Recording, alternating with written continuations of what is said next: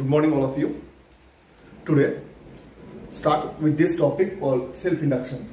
Now, what is self-induction? To understand this, draw a coil over here and say current I is passing through this coil. Now, we know that if there is a current in a coil, then due to this current, magnetic field is produced inside this coil. Now, if there is magnetic field, then this magnetic field line will pass through this coil.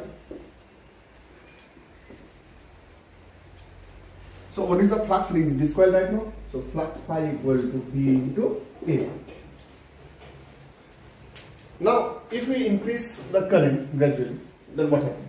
See, if you increase the current, it means the magnetic field will increase. Now, magnetic field, if magnetic field here increased, it means the flux link with that coil is also increased. Now, that is the point. We have already learned that if there is a change in flux link with this coil, then another EMF is induced in this coil. And what is the direction of this induced EMF? The direction of this induced EMF oppose the change or oppose the growth of the current which produces it. So this EMF now delay the current to reach its maximum value, and this phenomena is called self-induction. So for this we can write here that the current is directly proportional to the flux. Now, the flux is directly proportional to the current. From this we can write phi. So, using equal sign, we have to take a constant, say L into I. What is L? So, here L equal to phi by I, and this L is called self-inductance or coefficient of self-induction. Now, from this expression, we can find the unit and dimension of L.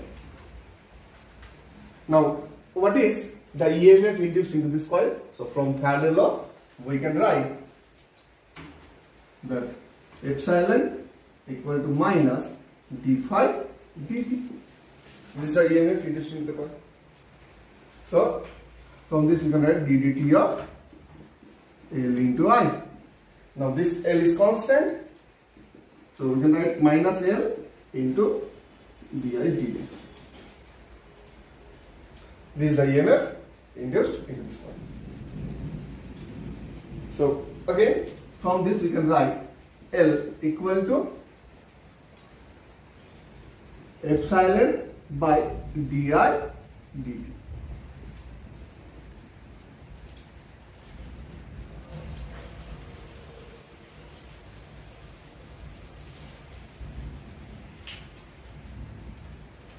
Now, if I equal to 1, then we can write L equal to phi. That is, self-inductance is numerically equal to the flux when unit current is flowing through it. Now, what is unit of self-inductance? See. Now, unit of L. Say L, we get L equal to phi by I. What is the unit of phi? Unit of phi is Weber and unit of I is ampere. Now Weber per ampere is called Henry. So unit of L is Henry.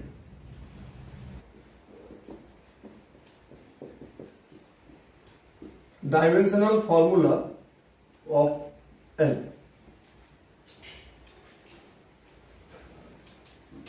Say we get epsilon equal to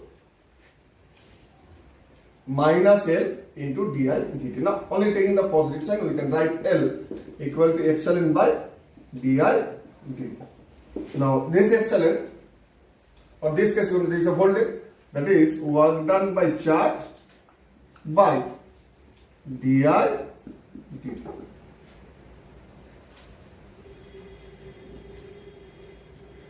So for this we can write W by now dq dt into di. See, dq dt is called current, so we can write L equal to W by I into di. So what is the dimensional formula for work done? Work done is m L square t minus 2, current A, and this is here di is also A. So from this we get m L square t minus 2 into A minus 2. So this is the dimensional formula of L.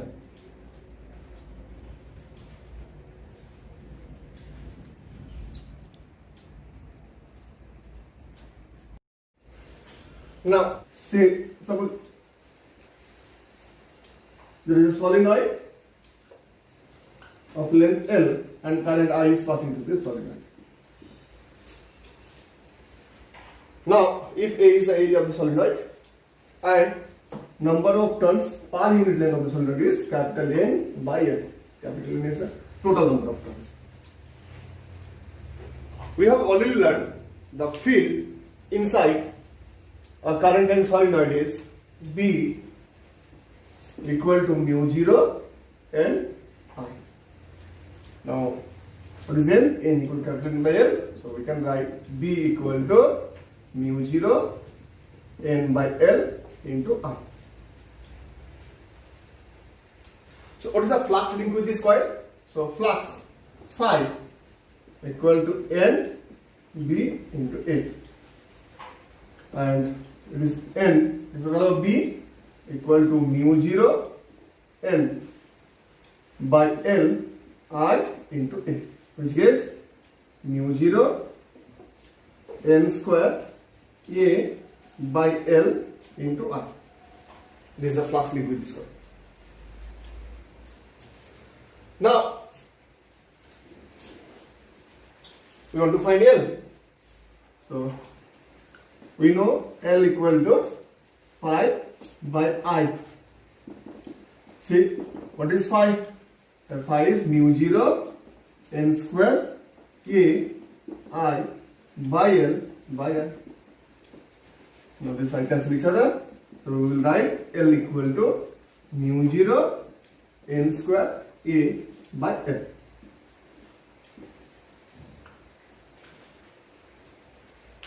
We want to find the energy stored in an inductor.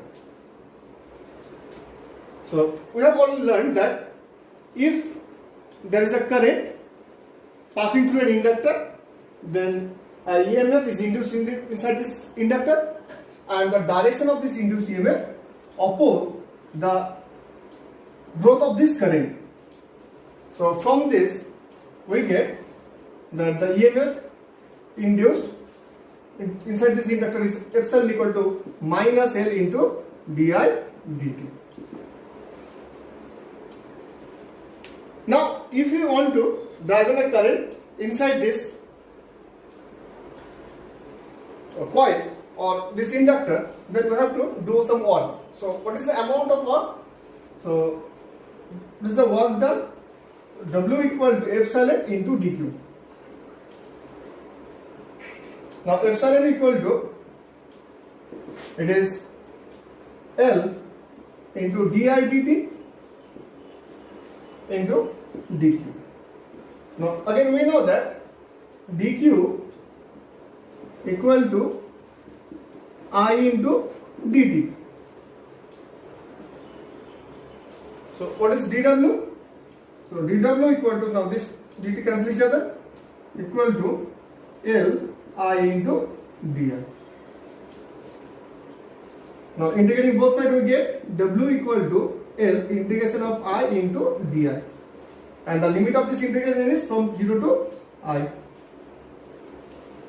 So what is the work done? W equal to L I square by 2, and this work done is stored as a potential energy inside this inductor. So energy stored inside this inductor is U equal to half L I square.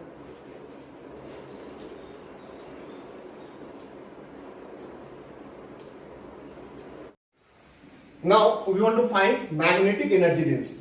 What is magnetic energy density? So energy density is defined as energy stored per unit volume. Energy by volume. Now what is the energy stored in an inductor? That is F L square, and so the volume area of cross section into length. Now for a long solenoid, what is the value of L? The value of L is mu 0 N square by L into A into I square by A into N. Now again we can write that for a solenoid, what is the field inside the solenoid? V equal to mu 0 N by L into I. So from this we can write I equal to B into L by mu 0 into N. So this is energy density. It is half mu 0 N square by L A into B square L square by mu 0 square N square by A into L. Now this cancel each other. So this L square and this L square will cancel each other. Here N and N. This also cancel each other. This mu and there is one cancel. So from this we get B square by 2 mu 0. So this is the energy density, or called magnetic energy density.